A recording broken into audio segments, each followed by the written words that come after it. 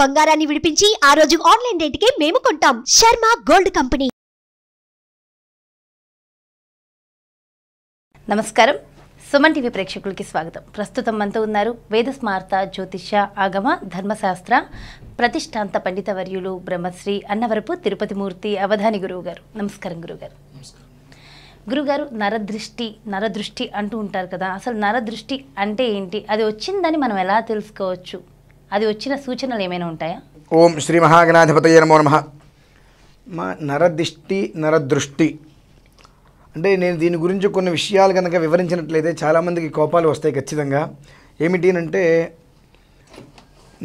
ఒక మనిషి ఎదగడానికి పడిపోవడానికి మూల కారణం ఇంకొక సాటి మనిషి, అందులో ఎటువంటి మార్పు లేదు. మనం తెల్లవారు లేస్తే కొంతమంది వ్యాపారస్తుల దగ్గర మనం చూస్తూ ఉంటాం, ఒక గ్లాసులో 2 నిమ్మకాయలు వేసి పసుపు వేసేసి 2 నిమ్మకాయలు వేసేట్టు పెడుతూ ఉంటారు. ఈ నిమ్మకాయ ఉపయోగం ఏమిటి అంటే అది చెడుని లాగేస్తుంది. ఇప్పుడు మన పూర్వంలో మనం ఎటైనా బయటికి వెళ్తున్నప్పుడు పెద్దవాళ్ళు అరే నిమ్మకాయల దగ్గర పెట్టుకెళ్ళంటారా అంటూ ఉంటారు. అంటే మనం ఎటైనా వెళ్తున్నప్పుడు పొలిమేరలు దాడుతున్నప్పుడు పరిస్థితుల్లో ఏదైనా కనుక నెగిటివ్ వైబ్రేషన్ ఉంటే అది మన దగ్గరికి రానియదు. అలాగే షాపుల్లో వేసుకున్నప్పుడు నెగిటివ్ వైబ్రేషన్ ఎవరైనా ఉంటారు, అట్లా వీడు బాగుపడిపోతున్నాడు, వీడు ఎదిగిపోతున్నాడు. మన ఇద్దరు స్నేహితులు ఒకే స్థాయిలో మొదలు పెడతారు బిజినెస్, ఒకటి పైకి ఎదిగిపోతుంది, ఇంకొకటికి ఆటోమేటిక్గా ఒక రకమైన ఇదిగా ఈర్ష్య కావచ్చు ఏదైనా కలుగుతుంది. ఆ బాధ లోపల తన్నుకుంటూ వచ్చేస్తుంది. ఆ బాధ మనిషిని నానా రకాలుగా ఇబ్బందులు పెడుతుంటుంది. ఆ నెగిటివ్ మనస్తత్వంతో వచ్చినప్పుడు ఆ నిమ్మకాయ గ్లాసులో ఉండేటువంటిది అది తీసేసుకుంటుంది. ఆ నెగిటివ్ వైబ్రేషన్ ఎదుటి వైపు నుంచి ఈ ఇక్కడ చేసుకునేటువంటి బిజినెస్ చేసుకునేటువంటి యజమానికి రాకుండా ఆ నిమ్మకాయ తీసేసుకొని వదిలేస్తుంది. అట్లా తన దగ్గర నిక్షిప్తం చేసుకుంటుంది. మర్నాడు ఏం చేస్తున్నాం మనం? ఆ నిమ్మకాయలు రోడ్డు మీద పడేస్తున్నాం, డ్రైనేజీలోనో సైడ్ కాలువలో పడేట్లా. మనమైతే సేఫ్ కదా, ఎవడెలా పోతే మనకేంటి అనేటువంటిది రోడ్డు మీద పడేస్తున్నాం. ఆ రోడ్డు మీద పడేసిన వస్తువులలో నిమ్మకాయ ఏదైతే ఒక్కసారి అది నెగిటివ్ తీసుకుంటుందో పరిసరాలు అంత నెగిటివ్ మొత్తం తీసుకుంటుంది. అది అనుకోకుండా కొంతమంది తొక్కి వెళ్ళిపోతుంటారు, బళ్ళు తొక్కడమో టైర్లు తొక్కడమో ఏదో ఒక రకంగా తొక్కేసి వెళ్ళిపోతూ ఉంటారు. అది వాళ్ళకి ఎలా ఉంటుంది అంటే అప్పటి వరకు ప్రశాంతంగా ఉండేటువంటి జీవితంలో తెలియని అలజడి ఉన్నట్టుండి ఒళ్ళంతా చెమటలు పట్టేయడం, లేదంటే భయం వేయటము, ఇట్లా కూర్చుంటే ప్రశాంతంగా కాళ్ళు తెలియకుండా వణికిపోతూ ఉంటాయి. ప్రతి ఒక్క పని ఇక ముందుకు వెళ్ళి రేపొదే మనకు వర్క్ అంతా అయిపోతుందన్న పరిస్థితుల్లో ఆటంకం ఎందువలన వచ్చిందంటే దానికి కారణాలు ఉండవు. ఈ కారణం వల్ల వచ్చింది అంటే ఓకే ఇదండి, దానికి కారణం కనిపించదు. నరదృష్టి అంటే అతను చూసేటువంటి చూపు. మనం వింటున్న నరదృష్టికి నాపరాలు సైతం పగిలిపోతాయని చెప్పి మనం వింటూనే ఉంటాము. దానివల్ల ఏమవుతుంది అంటే ఎదుటి మనిషి ఎదగలేడు ఏ కారణరీత్యా. అది ఏమిటి అని తెలుసుకోలేడు. దానికి మనం గ్రహదోషాలు ఎట్లా ఉంటాయి ఇవి ఎట్లా ఉంటాయని ఆలోచిస్తాను మినహాయిస్తే ఇది అసలు నరదిష్టి ఏ రకంగా వచ్చింది అనేటువంటి సూచనప్రాయం కూడా తెలుసుకోవడం కష్టం. అయితే నరదిష్టి మనకు తగిలిందా లేదా అని మనం ఎలా తెలుసుకోవాలి అని అంటే చాలా సింపుల్ అమ్మ. అది మనకు బాదంకాయలు దొరుకుతాయి, చెట్టుకు బాదంకాయలు దొరుకుతాయి. ఆ బాదంకాయని జాగ్రత్తగా పగలగొట్ట లోపల ఉన్నటువంటి బాదం గింజ తీసుకొని రాగి బెల్లలు అంటుండే చిన్నవి, ఆ రాగి బెల్లల మధ్యలో పైన ఒకటి కింద ఒకటి ఇలా పట్టుకుంటే గిర్రమని తిరిగేస్తుంది. అది తిరిగిందా అతనికి అపారమైన నరదిష్టి ఉన్నట్టేనమ్మా. నరదిష్టి లేదు అంటే తిరగదు, అంత నిలబడిపోతుంది, అట్లా అతుక్కుపోయినట్టుగా ఉండిపోతుంది. లేదు అంటే మాత్రం కొంచెం ఉన్న అది ఇలా యాంటీ క్లాక్ వైజ్ కూడా కాదు, యాంటీ క్లాక్లో అది తిరుగుతూనే ఉంటుంది. కొంచెంగా స్టార్ట్ అవుతుంది. అది అదంటే నీకు బాబు నీ జీవితంలో ఎవరో నీ మీద పడి ఏడుస్తున్నారు, కొన్ని కుటుంబాలు నీ మీద పడి ఏడుస్తున్నారు, లేదా నువ్వు ఎవరికో అన్యాయం చేసావో ఆ అన్యాయం ఉసురు నీకు తగులుతుంది, నువ్వు జాగ్రత్తగా ఉండని చెప్పి చిన్నగా యాంటీ క్లాక్ వైజ్ తిరగడం స్టార్ట్ చేస్తుంది. కాస్త కానీ ఎక్కువ ఉంది మాత్రం అది తిరుగుతూనే ఉంటుంది. అది మనం గ్రహించుకోవాల్సింది. అది ఎప్పుడైతే ఉన్నదో దానికి మనం రెమెడీస్ కొన్ని ఉంటాయి. ఆ రెమెడీస్ ఏదైతే ఉంటుందో అది కాకుండా మనం వేరే చేసామనుకుంటే అది ప్రమాదమే.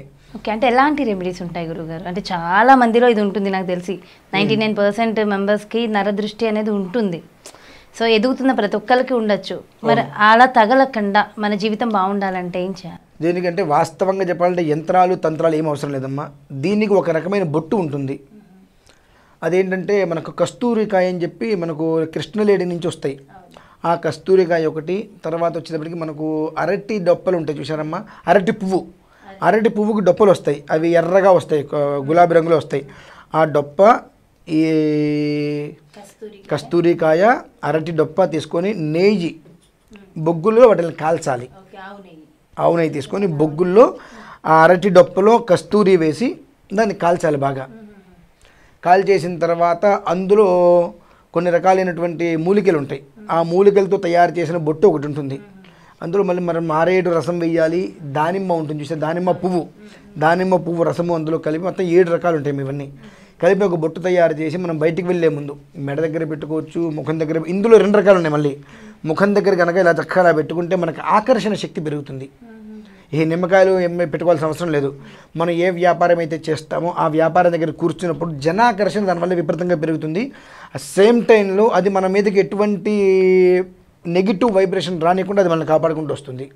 ఆ ఒక బొట్టు పెట్టుకోవడం వల్ల అది అందులో చాలామంది బయటకు వచ్చేస్తారు. ఎందుకంటే మనం సహజంగా మనకు వచ్చిన వాళ్ళంతా చాలామందికి మనం ఇస్తూనే ఉంటాం. అంటే మన పీఠానికి వచ్చిన వాళ్ళు మ్యాక్సిమం నరదృష్టి వల్లే ఎక్కువ ఉంటారు. అంటే 100కి 90 మంది ఉండేది అదే. అంటే ఆ బొట్టు మీరు తయారు చేస్తారా? తయారు చేస్తామమ్మా. అంటే మీ దగ్గర ఎప్పుడు అవైలబుల్గా ఉంటుంది? అవైలబుల్ ఎప్పుడు ఉండదు. అది వారానికి ఒకసారి, అంటే కేవలం అది శుక్రవారం రోజు మాత్రమే తయారు చేసుకోవాలి. ఎలా పడితే అలా తయారు చేసుకోవడం వల్ల కూడా ఉపయోగం ఉండదు. అదొక నిష్ఠతో చేయాలి. 2 ఏంటంటే అండి, ఆ రోజు నాడు ఇక మనం భోజనం కూడా చేయకూడదు. శుక్రవారం అది మనం చేయడానికి సుమారుగా 6 నుంచి 7 గంటల సమయం పడుతుంది. అది తయారు చేసే వరకు కూడా మనం భోజనం చేయకూడదు. ఒక నిష్టగా ఉంటే ఎందువలన అది అంత నిష్టగా ఉండాలి అంటే మనం ఎంత నిష్టగా అయితే చేస్తామో ఎదుటి మనిషిని పెట్టుకొని నిష్టగా ఉండమంటే ఉండడు. అవును, ఎలా పడితే అలా వ్యవహారం చేసుకుంటూ వెళ్తూ ఉంటారు. కాబట్టి వాళ్ళకి కూడా అది రక్షణ కల్పించాలంటే మనం చేసే విధానం బాగుండాలి. మనం చేసే విధానంలో ఏదైనా తేడా వచ్చిందనుకోండి, అది వాళ్ళకి సమస్యగానే ఉంటుంది, మినహాయిస్తే ఉపయోగం ఉండదు. ఉపయోగం లేనప్పుడు ఎక్కడికి వెళ్ళినా ఒకటే. ఎన్ని తాయిత్తులు కట్టుకున్నా ఏది కట్టుకున్నా ఉపయోగం లేదు. చాలామందికి అంటే ఇంత పెద్ద నరదిష్టి ఒక బొట్టు పెట్టుకుంటే పోతుందా అంటారు. నమ్మకంతో పెట్టుకుంటే ఏది చేసినా పోతుంది. మరి నమ్మకం లేకపోతే వేసుకుని తలకాయ నొప్పికి వేసుకుని టాబ్లెట్ కూడా పనిచేయదు. దీనివల్ల మనం ఉపయోగపడుతుంది. మనకు అందరికీ తెలిసిందే, పిల్లలకి చిన్నప్పుడు ఎందుకంటే నల్లబొట్టు పెడతారు. అవును, దిష్టి తగలకూడదు అని. మరి పిల్లలకి దిష్టి బొమ్మ పెడితే నల్లబొట్టు పెడితే దిష్టి తగలకుండా ఉంటుందా అంటే దానికి సమాధానాలు ఏముంటాయి? అంటే చిన్నప్పటి నుంచి చేసేటువంటివే. ఇవాళ కాకపోతే ఏమొస్తుందంటే బయట నుంచి ఈ కొబ్బరికాయ కట్టండి, 2 కళ్ళు ఉంటాయి, ఒక కళ్ళు నీటి వస్తుంది, ఇంకో కొబ్బరికాయ కట్టండి, దానికి నల్లతాడు కట్టండి, రకరకాలుగా మనం చెబుతూ ఉంటాము. ఇవన్నీ ఇవాళ సైంటిఫికల్గా వస్తున్నాయి. మనం ఏదైనా ఒకటి చేసంటే పూర్వ పద్ధతిని అనుసరించి చేయాలి. మన పూర్వంలో మన పిల్లలకి ఏం చేస్తున్నారు, ఆ పిల్లలకి చేసేటువంటి దాంట్లో 4 భాగాలు ఎక్స్ట్రా చేయాలి ఎక్కువగా. దానికి తయారు చేసుకుని అది కనుక పెట్టుకున్నట్లయితే ఒకటి ధనాకర్షణ, జనాకర్షణ, ఈ ఒక నెగిటివ్ అనేటువంటి మన జోలికి రాకుండా ప్రశాంతంగా ఉంటామమ్మా. ఇది ప్రధానంగా ఎందువలన వస్తుందంటే ఒక మనిషిని చూసి మరొక మనిషి ఓర్చుకోలేని తత్వం. శ్రీకృష్ణ పరమాత్మ ఏం చెప్పాడంటే మీకు నాకు ఆయనకి అందరికీ సమానంగానే కడుపున భోజనం చేయరా అని ఇచ్చాడు. కానీ అక్కడ ఏంటంటే మన భోజనం మనం చేస్తున్నాం, ఎదుటివాడు కూడా భోజనం చేస్తుంటే మనం తట్టుకోలేని పరిస్థితి. అంటే ఇంకొకటి ఇందులో ప్రధానంగా నరదిష్టి అంటే ఒకడు ఏడిపించేదానికన్నా మన ఏడుపే మనకు తగులుతుందమ్మా. అది ప్రధానంగా మనం చెప్పుకోవాల్సింది. అంటే ఒకటి ఏడుపు ఎలా ఉన్నప్పటికీ కూడా మన ఏడుపు ఎలా, మన ఏడుపు అంటే మనం కడుపున అన్నం తింటాం, మన ఎదుటివాడు కడుపున అన్నం తింటాడు. నేను తింటుంటే వాడు కూడా ఎలా ఉంటున్నాడు, వాడికన్నా నేను ఇంకా పైకి ఎదగాలి, ఇంకా పైకి ఎదగాలి అనేటువంటి ఉద్దేశంలో చేయరాని తప్పులు కొన్ని చేసి చివరికి చతికిలు పెట్టి కూర్చోవడం. అంటే తను తీసిన గుంటలో తనే పడిపోతామంటారు చూసారా, అలా స్వయంకృత అపరాధంగా కొన్ని రకాలు ఉంటాయి. నరదిష్టి అంటే వాడు నరుడే కదా, ఎదుటివాడు పెడితేనే దిష్టి కట్టి తనకు తాను కూడా అటువంటి స్థితి ఉంటుంది. ఈ బొట్టు అనేది పెట్టుకోవడం వలన అది ప్రతిబింబంగా మన చుట్టూతో ఒక వైబ్రేషన్ లాగా, వజ్ర కవచం లాగా పనిచేస్తుందమ్మా. అంటే ఒక అద్దం చూసుకొని మనం ఏం చేస్తే అదే మనకైతే ఎలా కనిపిస్తుందో, ఆ బొట్టు పెట్టుకోవడం వల్ల నెగిటివ్ అనేటువంటిది మన మీద ఎటువంటి ప్రయోగాలు ఏది చేసే ప్రయత్నం చేసినా రిఫ్లెక్షన్ తగులుతాయి. దాని నుంచి కాపాడుకోవడానికి అయితే ఏంటంటే దాని మీద మనం రాగానే మనం బొట్టు పెట్టేసి పంపించడం కదమ్మా. సుమారుగా ఒక 4 నుంచి 5 రోజుల పాటు తన గోత్రం పేరు తీసుకుని అసలు తనకు సిచ్యువేషన్ ఏంటి, నరదిష్టిలో 5 రకాల్లో ఏ రకమైన స్థితిలో ఉన్నాడు అనేటువంటిది తీసుకొని దానికి చేయవలసిన మనం పూర్తి చేసుకొని ఒక బాక్సులో పెట్టి వాళ్ళకి మనం ఇవ్వడం జరుగుతుంది. వారి పేరు మీదనే మనం చేసి మరి అంతే అందరికీ ఒకే విధంగా మనం ఏది బొట్టు పెట్టేస్తే కలిసి వచ్చేస్తుంది అనుకోవడానికి ఇది వ్యాపారం కాదు, ఎట్లా పడితే అలా చేసేటువంటి ఒక వైదిక వ్యవస్థ. అంటే ఇప్పుడు నరదిష్టి వచ్చింది, నువ్వేం చేయబట్ల వచ్చింది, నువ్వు ప్రశాంతంగా ఉంటే ఎవరైనా నీ మీద ఏడ్చారా, నువ్వు ఎవరి మీద ఏడిస్తే అది నీకు తగిలింది రిఫ్లెక్షన్ అనేటువంటివి అందరూ తెలుసుకోవాలి. తెలుసుకొని ఇకపై నువ్వు జాగ్రత్తగా ఉండు, నీ జోలికి ఎవరు రాకుండా మనం మంత్రం చేద్దాము, నువ్వు జాగ్రత్తగా ఉండయ్యా అని చెప్పి అతనికి చెప్పాల్సిన జాగ్రత్తలు చెప్పి తన గోత్రం పేరుతో చేయవలసిన కొన్ని విధానాలు అనుసరించి 4 రాత్రులు ఒక పొగలు ఉంటే 5 రోజులు అనుసరించి ఆ శుక్రవారం నాడు మనం తయారు చేసిన తర్వాత దాన్ని 4 రాత్రులు ఒక పొగలు పేసిన తర్వాత మంగళవారం నాడు ఆయనకి ఇవ్వాలి. అది అంటే శుక్రవారం తయారు చేసి శని, ఆది, సోమ, మంగళ శుక్రవారం రాత్రి వస్తుంది, మంగళవారానికి 5వ పగలు 4 రాత్రులు కంప్లీట్ అవుతాయి. ఆ 5వ ఉదయం రోజు నాడు అతనికి అది మనం కనిగించినట్లయితే అది జయం కలుగుతుంది. మంగళవారం అంటే అందరూ కూడా వామ్మో అనుకుంటారు. మంగళవారం అంటేనే జయవారం. ఎవ్వరికి ఎక్కడ ఏ పని చేసినా అది సమాప్తం కావట్లేదు, మధ్యలోనే ఆగిపోతున్నాయి అనుకునేటువంటి మంగళవారం కనుక ప్రారంభం చేసినట్టయితే దిగ్విజయంగా వెళ్తుంది. అది జయవారం అంటారు. ఆ రకంగా అతనికి అనేక రకాలైనటువంటి కష్ట నష్టాల నుంచి పూర్తిగా బయటపడి క్షేమంగా ఉండేటువంటి నరదృష్టి అనేటువంటిది ఎవరు ఏ రకంగా ఏడుపులు పెట్టినా అవి మనకు తగలకుండా ఆ మంగళం అనేటువంటిది శోభాయమానంగా శోభనద్రవ్యంగా అతనికి ఇవ్వడం జరుగుతుందమ్మా. అక్కడి నుంచి అతని జీవితం అనేటువంటిది చాలా ప్రశాంతంగా ఉంటుంది. నిజంగా చాలా చక్కగా వివరించారు గురువుగారు. అంటే పాజిటివిటీ అనేది చాలా ఇంపార్టెంట్. సో ఎప్పుడు మనిషి పాజిటివ్గా ఉంటే ఏది ఉండదు అని చాలా చక్కగా వివరించారు. థ్యాంక్ యూ సో మచ్ గురువుగారు. నమస్కారం. సో చూసారు కదండి, విన్నారు కదండి, గురువుగారు చెప్పారు. సో నరదృష్టి అంటే ఎక్కడి నుంచో లేదు, అది మనలోనే ఉంది, మన నుంచే ఉంది.